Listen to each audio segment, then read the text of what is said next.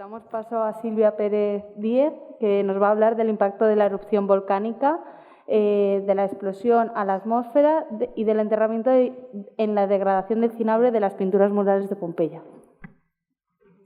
Bueno, muchas gracias a la organización por permitirnos presentar nuestro trabajo aquí. Tengo la suerte de que Maite ya ha explicado bastantes cosas de este trabajo, lo cual pues igual hace que pueda ir un poco más rápido. El cinabrio, como muchos sabréis, es un pigmento rojo que es un sulfuro de mercurio.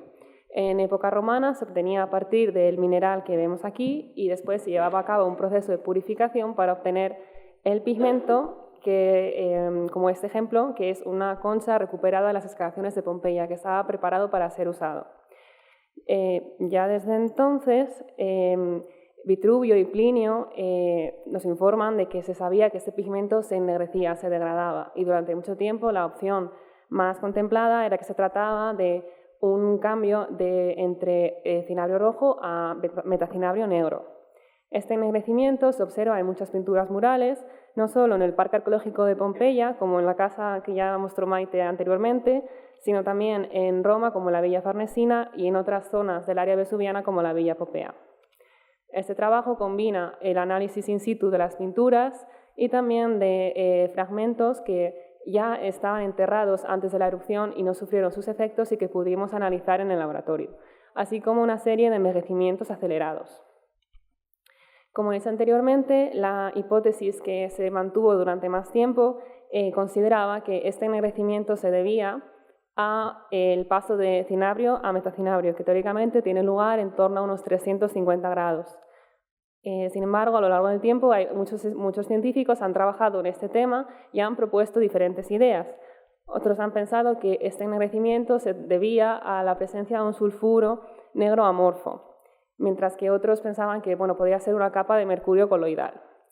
Como ha dicho Maite anteriormente, la hipótesis más aceptada hoy en día considera que el sulfuro de mercurio fotosensible en presencia de cloruros se degrada y forma especies de cloruros y sulfocloruros de mercurio que pueden ser blancos o grises. Sin embargo, recientemente se ha podido demostrar que puede ser también una transferencia de electrones fotoinducida sin que influyan los cloruros, y se ha demostrado la reducción de mercurio 2 a mercurio 0 en probetas de témpera. Ahora paso a explicar nuestro trabajo in situ en Pompeya y con muestras para explicar este deterioro. Como ha dicho Maite también, primero quisimos evaluar el efecto de la erupción que tenía en la conservación y muestreamos distintos estratos volcánicos y realizamos ensayos de lixiviación y cuantificación de los iones mediante cromatografía iónica.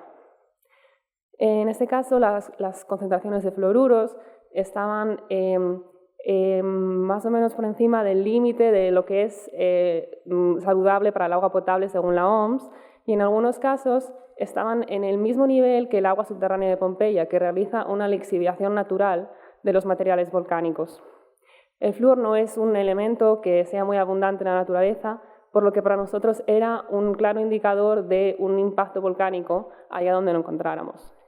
También, como ha dicho Maite, no solo encontramos fluoruros, sino también cloruros y sulfatos que son peligrosos para la conservación de las pinturas. Además de investigar los estratos, también analizamos eflorescencias que teníamos en las casas de Pompeya que estudiamos. Mediante el uso de LIBS y la detección de bandas de emisión molecular, encontramos tanto la banda de emisión molecular de cloruro con calcio como la de fluoruro con calcio, y esa fue la primera detección de fluoruro en una eflorescencia, lo que demuestra que este entorno volcánico también está deteriorando las pinturas y contribuyendo a su degradación.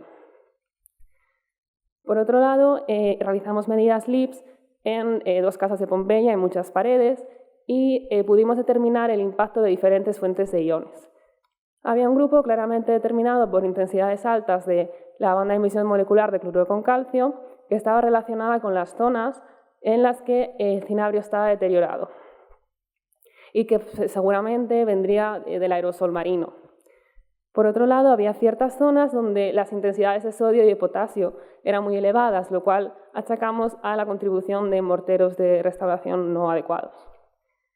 Y por último, en muchas zonas había intensidades variables de flúor, que creemos que pueden ser debidas o bien a la lixiviación de los materiales volcánicos o a las infiltraciones del agua subterránea rica en fluoruros.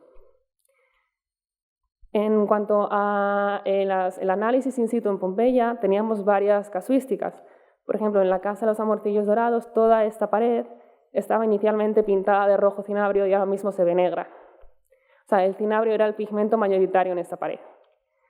Por otro lado, en esta otra habitación de la casa de Marcus Lucretius, los colores más mayoritarios era realmente el ocre amarillo, que como explicó Maite anteriormente, por deshidratación pasa a ocre rojo, y el cinabrio se había usado como pigmento minoritario. Sin embargo, en los dos casos encontramos zonas con cinabrio ennegrecido y mediante espectroscopía Raman, como productos de degradación, encontramos calomel y yeso. Es decir, de acuerdo a la hipótesis que relaciona la degradación del cinabrio con los cloruros. Por otro lado, pudimos realizar unas medidas de difracción de rayos X a partir de una muestra de Marcus Lucretius y, además del calomel que ya se había referenciado en otras publicaciones, encontramos por primera vez un perclorato de mercurio. Y, por otro lado, un sulfato de hierro que está relacionado con el ennegrecimiento del ocre rojo, otro proceso de degradación que ocurre en las pinturas de Pompeya. Otro caso de estudio que también explicó Maite es esta habitación de la casa de Ariadna, donde creemos que no hubo un impacto de la erupción en las zonas estudiadas de la pared, solo quizás en esta parte de arriba donde se ve una costra de yeso, un black crust, que creemos que puede haber sido provocado por el impacto del flujo piroclástico. Sin embargo, en el resto de la pared no se ve un cambio de ocre amarillo a ocre rojo, por lo que creemos que no hubo una temperatura alta. Y sin embargo, como dijo Maite, en estas partículas que tienen apariencia metálica, gracias al sincrotrón hemos podido observar que hay mercurio metálico. Por lo que tenemos que estudiar cómo encontramos mercurio metálico sin una temperatura alta de la erupción. Además de estas pinturas murales que se conservan in situ, teníamos unos fragmentos de pintura mural que no habían sufrido los efectos de la erupción. Y en lugar de un ennegrecimiento total, encontrábamos pequeñas deposiciones oscuras y gracias a mapeos de microfluorescencia de rayos X y medidas de TOF-SIMS y de XPS, vimos que se debía a la acumulación de óxidos de hierro y de manganeso. En este caso no hay una transformación del pigmento como tal, sino un fenómeno que conocemos como barniz rocoso por acumulación de óxidos de hierro y de manganeso durante el enterramiento. Ahora paso a explicar los envejecimientos acelerados que realizamos en el laboratorio, teniendo en cuenta la temperatura de la erupción y los compuestos químicos emitidos en el proceso. Primero intentamos estudiar cómo la temperatura de la erupción pudo haber afectado a estas pinturas. No sé si se ve muy bien, pero preparamos probetas de fresco, que aquí se ve que está pintada de rojo, y la introdujimos en un difractómetro que permite aumentar la temperatura y realizar medidas de difracción. Mientras aumentábamos la temperatura, el color rojo pasaba a negro, pero esto no era metacinabrio, no se obtenían las señales del metacinabrio, sino que sería un sulfuro de mercurio negro amorfo. Y antes de poder detectar señales de metacinabrio, el mercurio sublimaba, como se ve aquí, que está totalmente blanco. Entonces realizamos otro experimento con probetas de fresco de cinabrio recubiertas con piroclastos, para intentar investigar si esta cubierta de piroclastos evitaba la sublimación del mercurio. Sin embargo, como se ve en la imagen, la sublimación seguía teniendo lugar. Por lo que proponemos que en ciertas partes de las pinturas murales de Pompeya donde se usó cinabrio, en las que ya no se ve la capa pictórica, esto se pueda deber a una sublimación por la temperatura de la erupción. Finalmente realizamos un experimento con un sistema cerrado en capilares en el que sí comprobamos la transformación de cinabrio rojo en metacinabrio negro, como se puede ver en la señal de este pico de difracción. Cuando el capilar se abría y se analizaba después de unas cuantas horas, la señal de metacinabrio iba disminuyendo, por lo que la conversión es muy complicada y como el metacinabrio es metastable, seguramente vuelva hacia atrás. En cuanto a los compuestos químicos, intentamos evaluar compuestos que hubieran sido emitidos en la erupción y los dejamos caer con el típico ensayo a la gota de los químicos de los 80 sobre probetas de fresco. Con ácido sulfúrico detectamos yeso. En una mezcla de sulfúrico y clorhídrico encontramos un compuesto negro amorfo por el aumento del fondo del difractograma. Mientras que con ácido perclórico detectamos percloratos, lo cual está en buena relación con el perclorato que habíamos observado en una muestra real de Pompeya. Con hipoclorito sódico encontramos calomel, que es un producto de degradación que también habíamos visto in situ, y una fase concreta del mortero, mientras que con sulfato de amonio no hubo reacción. Como el calomel es un producto de degradación muy común, también realizamos un experimento poniendo calomel en polvo sobre la probeta. En todos los casos lo que se produjo fue una dismutación, que es una oxidación y reducción simultánea del mercurio 1. El mercurio 0 forma una amalgama negra, que es lo que causa este color, y además se forman especies de mercurio 2. En el caso del amonio, la especie es un aminocloruro, y en el microscopio electrónico pudimos observar estas esferas que daban casi un 100% semicuantitativo de mercurio en el EDS. En el caso de las sales de amonio, la especie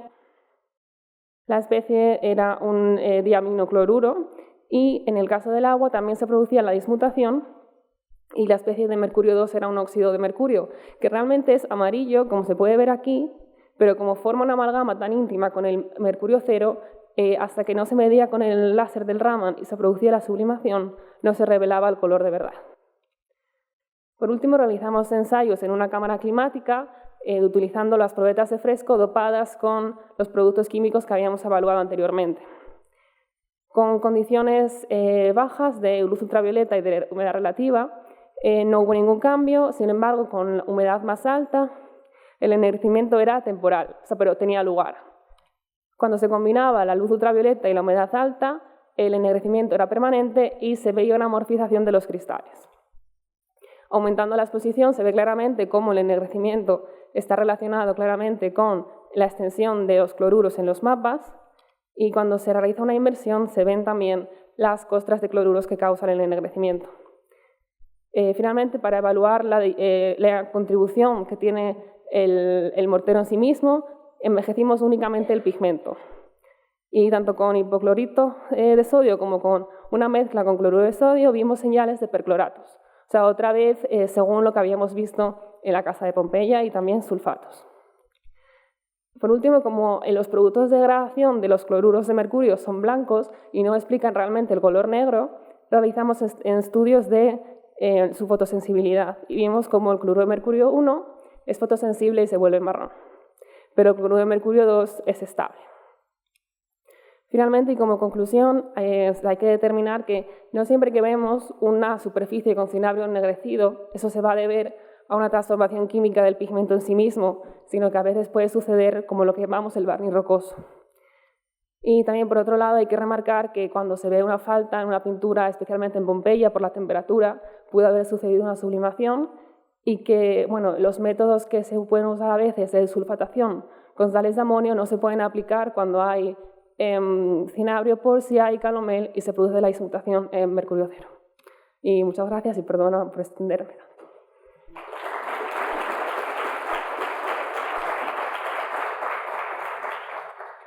Muchas gracias, Silvia. ¿Tenemos tiempo para una pregunta?